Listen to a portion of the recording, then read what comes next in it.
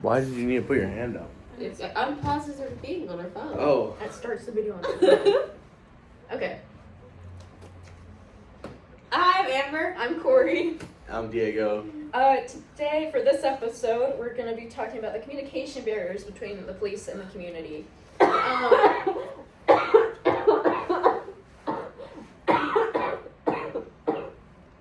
So I feel like there are quite a few barriers that can come between the police and the community, especially when the process of, like investigating, you're fine. Investigating happens. There can be cultural barriers, there can be procedural barriers, and there can be structural barriers. So some examples of cultural barriers would be like language barriers. There's also just generally sometimes different expectations when interacting with one another that can be seen as rude or polite, that can get mixed up when there's a cultural barrier. Even just things of like how close you stand to one another, or how law enforcement is supposed to act. In other cultures, law enforcement is way more passive, and in other cultures, law enforcement is way more strict and structured. Then there's a lot of procedural barriers that can get in the way of communication. I think a really common example of that would be, not being allowed to disclose information. Yeah. When talking about a case, saying certain things are private, certain things are still under investigation, so it can't be talked about, and to just a lot of ways of operations in law enforcement and the justice system that mean you might not be able to understand one another's perspective. Yeah. I also like a lot of people, like if people immigrate here, they think that like the law enforcement here are as like serious because they're so much more chiller with their rules. Because for example, like in India, like people like to get the answer out of you, they beat you, and then you like tell them the answer of what they want to hear, right? And here, obviously, you can't do that because like ethics, right, and like your rights and whatnot. Body cams. And like body cams, yeah, thank you, Diego. So like, it helps with like keeping that boundary, but like someone that's immigrated here might not understand that. Right. Yeah, and it kind of like that's kind of how Mexican culture is as well. Like in Mexico, if you get pulled over, you can slip them 100 pesos, which would like kind of total out to like $5. And they can just let you go. Some do like want more, and if you don't, then they'll like probably beat you and then like try to get in more India money. as well. Like they have like stops where they like to check if you have your insurance and paperwork. But if you like slip them like a couple hundred rupees, you'll be fine. And then like insane. Going back to like the immigrant part, I feel like a lot of immigrants when they move here, they like think that law enforcement is so serious. Like, for example, if like I don't know, like you get pulled over like as an immigrant, you kind of expect to be going to jail. I feel like, and that's kind of like what I thought here when I first moved here, because. Like, I don't know, law enforcement can be scary, but then, like, it's not. So then, like, there then comes the, like, communication aspect of it, where it's, like, you're speaking two different languages. So it's, like, the person getting pulled over doesn't know any English, and the officer only speaks English. It kind of creates a brick and that can wall. also like scare them because like they're like, well, they're not gonna understand me and they're gonna get frustrated with me. Like, what if they Exactly. arrest me, or what if they like shoot me or tase me or pepper spray me? Like having that fear. Yeah, I totally get that. Yeah. And then like that's kind of like another like an interesting fact to just throw in here is like body worn cameras. Like they haven't been around for very long. So it's like, think of all the things that we've missed in previous generations or years, like decades and stuff of like cops not being fair and like taking advantage of their power, I guess. 100%. I Yeah. think that's kind of one of the things where, like, when we talk about reading someone their Miranda rights, how you Yes. don't always have to follow exactly every word that's being said because people might not understand Yeah. what's actually being said to them. Yeah. And I was recently reading about in this article actually a couple days ago, and they're talking about how, like people like and during training to become an officer that they should have the officers learn how to read Miranda and like Spanish and like other commonly spoke languages, and Yeah. I thought that was a great idea because like people, even though like even though they might not understand you, they still have rights. They're Right. citizens. Yeah. Yeah. I feel like that's a great thing also. Or I wonder if they can even like print them out in different languages. Yeah. Like, you know, like when you get pulled over, or like obviously not when you get pulled over, but like you get pulled over and then you get caught for something, like a misdemeanor or something where they do have to Mirandarize you, like kind of giving them the slip and then like having them sign a sheet for it. Yeah, Right. that There's, that, like- that it was given to you in your language and Yes. you understand. Yeah, And that's you a good understand your idea. rights and then signing it off. Like Yeah, that you understand it, not that you're waiving your rights or whatever. But I feel like like you understand that you read your rights and you understand what your rights are. yes, Oh, and then I mean like a different piece of paper with like, I waive my rights or or I want my attorney. yeah, Oh. exactly. So it's like I feel like that'd be a pretty cool thing. But like I feel like nowadays they do have translators. But I was reading somewhere it's like really hard to get like. Yeah, so it's like translator. that's what I'm saying. Like, so what I like my example of like giving like the little slips from another language, and like that can be since like some translators aren't always gonna be like available. Yeah, because right? like what if it's like 3 a.m. Exactly. Who's, So it's like- like who or when will they respond? You Yeah, know? because it's not like you can just like keep the person there until like Right. they're awake. I think that's one of the things that I really hope advances in technology are those like automatic Yeah. translators, so Yeah. that you can like keep a conversation going Yeah.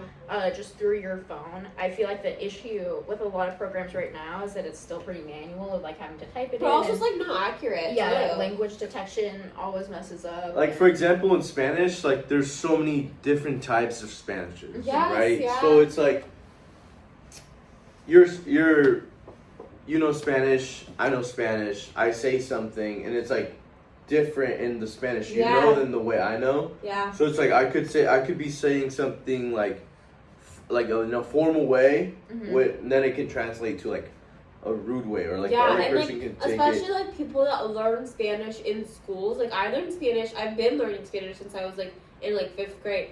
But like I'll never be able to like speak it how like a native speaks it, Right. and like there's still going to be those like barriers because like the way you learn Spanish in school and the way it's spoken out on the streets is completely different. And I feel like in high school, I took Spanish class, AP Spanish. I think all the Spanishes actually, and it's not at all of like what I had learned. Right. Yeah, no. It's very like Spain related, not Yeah. like Mexico, which like I guess is more formal, but it just didn't really add up. Like it never really made sense to me. Like there would be some words where I'd still be like, what? What are they? What does this mean? Sure. Like. That's how I'm with like I speak Punjabi, and so like that's how I am with Punjabi too. Like sometimes like someone will say something and I'm like, I don't know what you're saying, and then they're like, oh, I'm from this part of India, and I'm like, that's why. Like Yeah. we're from like we're from different parts. We don't use Yeah. those words. Mm-hmm. So I think that's like a very interesting way of like looking at it that way. So like Yeah. Corey said, like having like something like more like tech based would be Right. great, but then something that is also accurate. So not just like having something Right. that can do it, but having something that can do it well and like correctly instead of just doing it. And I also think the issue with technology is it can take away that very like human feel. Yeah. Yeah. And it can kind of like take you a step away from the person that you're actually trying Yeah, to communicate 100%. with. Because there's no emotion. Right. It's like your phone speaking to someone. Right. And it's like me speaking to my phone speaking to you. Mhm. So I feel like there's like that barrier is not there. Yeah, and then I can like I said, like taking it back, like it can like translate to something different, you know, like because like when I talk, I move my hands, right? Yeah.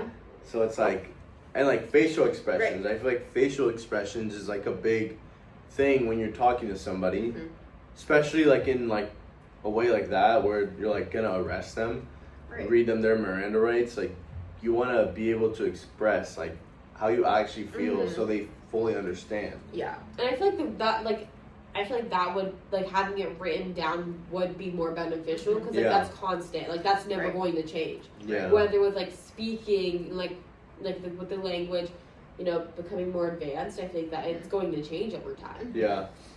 And then there's also the things too that we have to consider that translators aren't able to do. Like when speaking to kids or someone who's like severely intoxicated, there are some language barriers where you can't understand what a kid is trying to say, and they can't understand what you're trying to say, or trying to understand someone who's severely intoxicated. Yeah. Like slurring of the words, and especially like majority of the time it's like over the phone too. Yeah. And that can just be frustrating in general for the translator and the police officer because you're like, wow, I just like, you know, like I want to get this over with, but I want to do it how it's supposed to be done instead of just like, okay, like you're under arrest.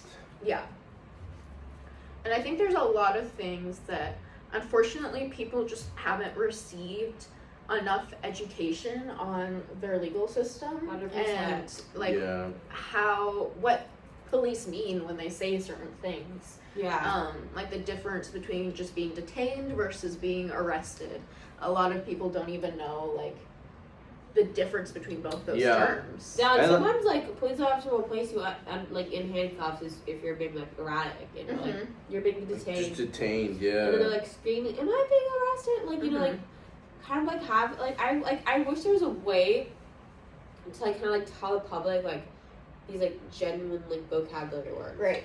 And yeah, and it's like very hard. It's like going back to like kind of being like an immigrant, like it's hard to like know your rights, right? Because like also you come in like not knowing any English, so like where are you gonna find support? Really, like what you're mainly here for is like work, right? So it's like kind of difficult to like fully understand your rights and like knowing the differences, like being placed under arrest or just being detained, right? Like I feel like if I would have been detained, like I would have felt like I was being arrested, right? So it's just kind of difficult, and like I don't know, it can also like another difficult part is like past like situations that people have been put in, and like kind of being like scared of police or like scared that they'll be getting arrested and stuff like that. So yeah, like you were saying with past, like especially like with like the Black community, I feel like, you know, they have such a bad past with the police, you know, like with how much violence they've gone with the police, like, you know, like their shootings and like what just like genuinely the way that they've been treated. And I feel like it scares them to go to the law enforcement and be like, hey, like this is what's wrong, like I need help, because they're scared like what if I get in trouble. Right. yeah. So what do you think we can do? I feel like, you know, like having like community panels, and I feel like that would be so helpful.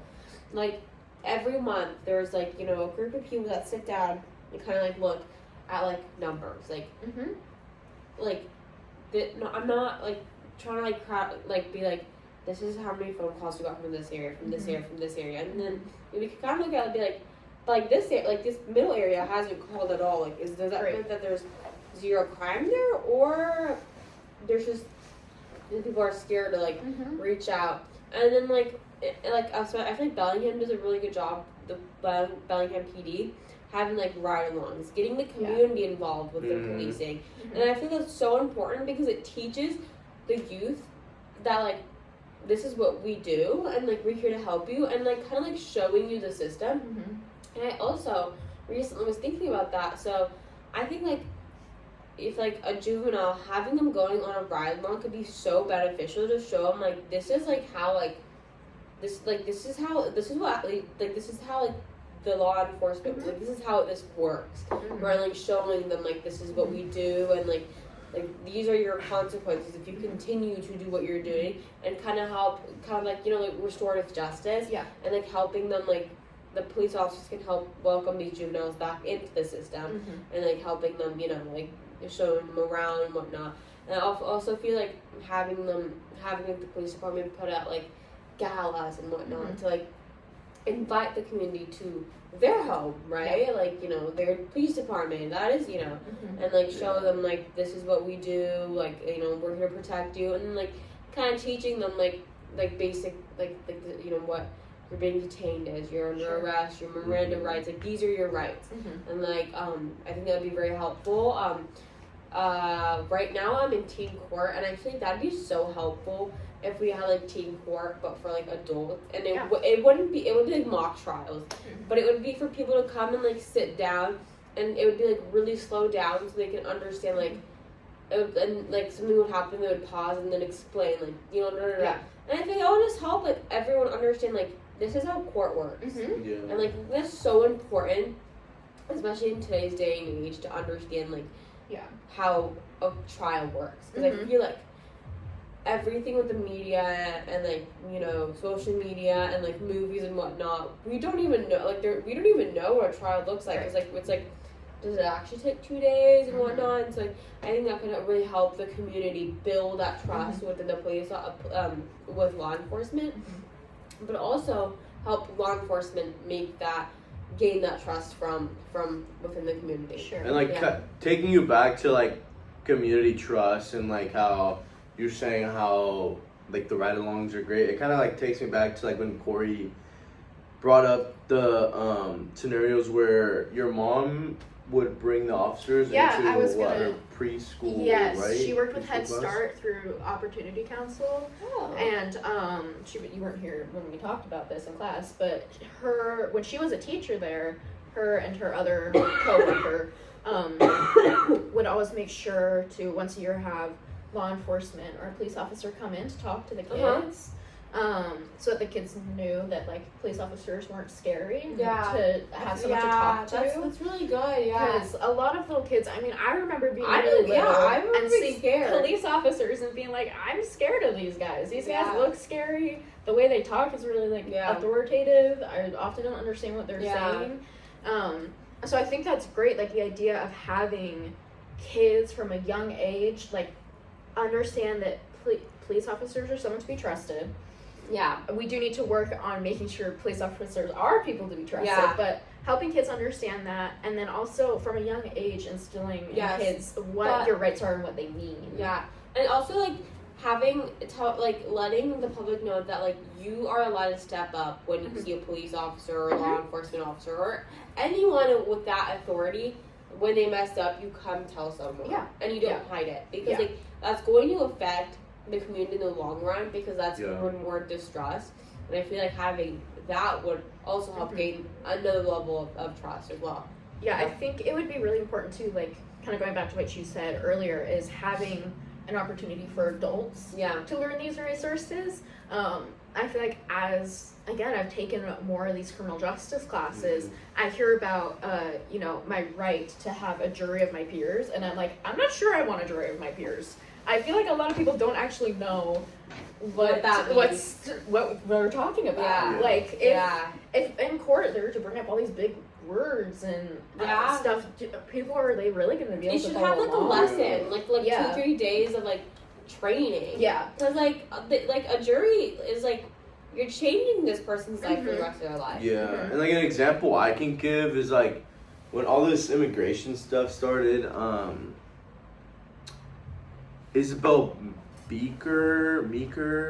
I think it's Meeker, I don't remember.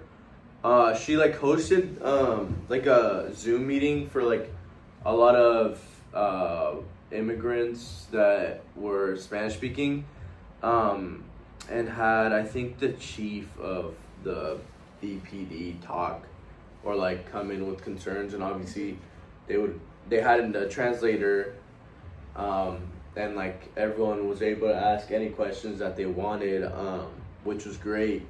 I feel like it kind of relieved a little bit or some people, whether they were like gonna be taken, you know, or like stuff like that, which I found great. I think my mom was a part of it. That's how I know of it, or else, I mean, like, how else would people know? Like, it's not really something that Just promoted. is very I feel promoted. like, yeah. And like my mom's always been like very involved with us through school, as in me and my sisters, which has helped her and helped her learn a lot as well, about a lot of programs that are available to really anybody that wants to use them, which is great. Yeah. I feel like something that I could think about is like, God, the Chicago 7 and how the jury was, when the jury was set out to be biased, you know, like they're taken out and whatnot, and that jury didn't get the right information. They were taking out the room so many times, and I feel like that affected their verdicts, right? And so I feel like understanding, like, I feel like someone in the jury should have been like, you know, questioned it, but no one did, because like, again, like the authority, right? Like there was a judge and their attorneys and everything, and so you don't question these things, and it's just like you have to like pause and like look around and be like, but like, when do you start questioning? Right.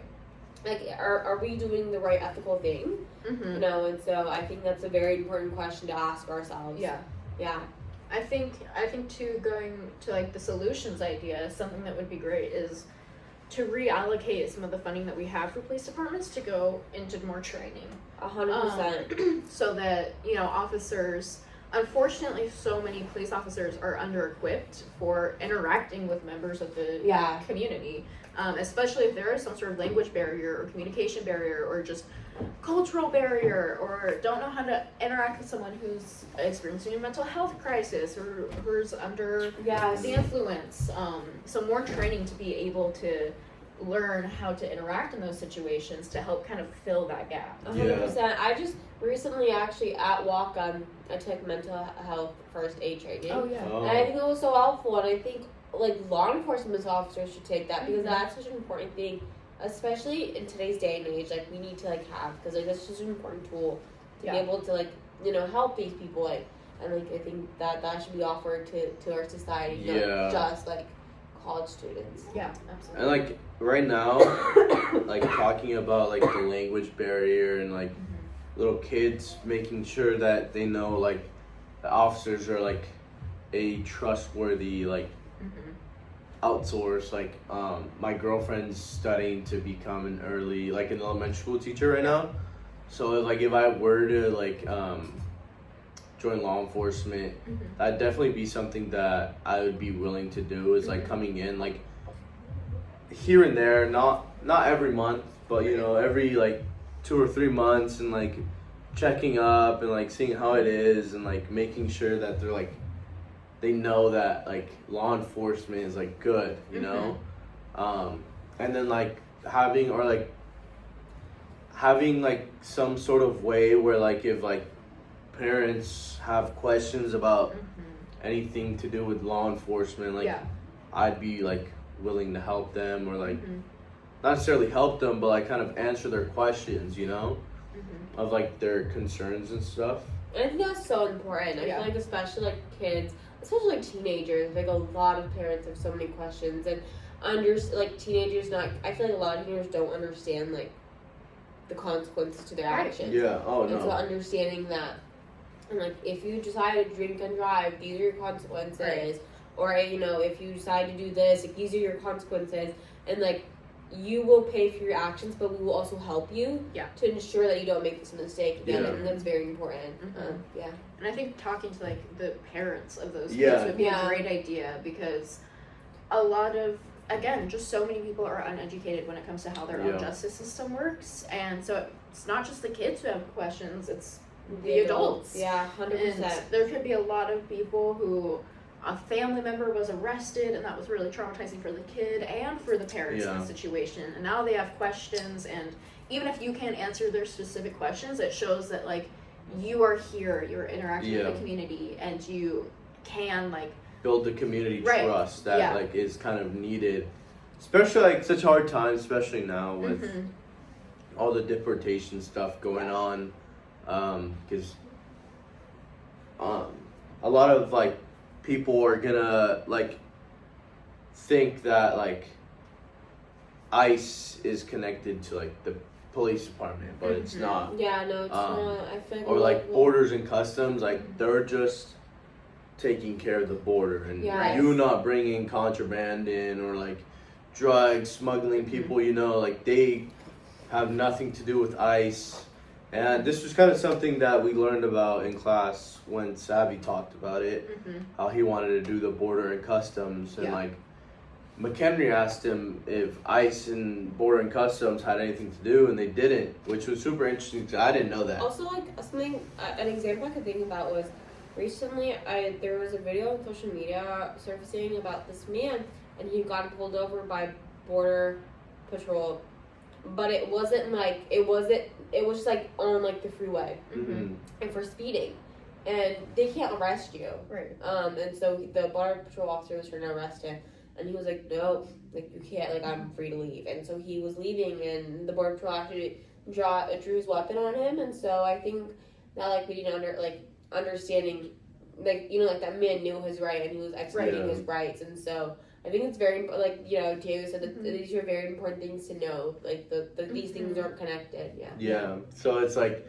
just regaining that community trust after like such a hard time, and like them being able to communicate how they can or are willing to, so they can further understand.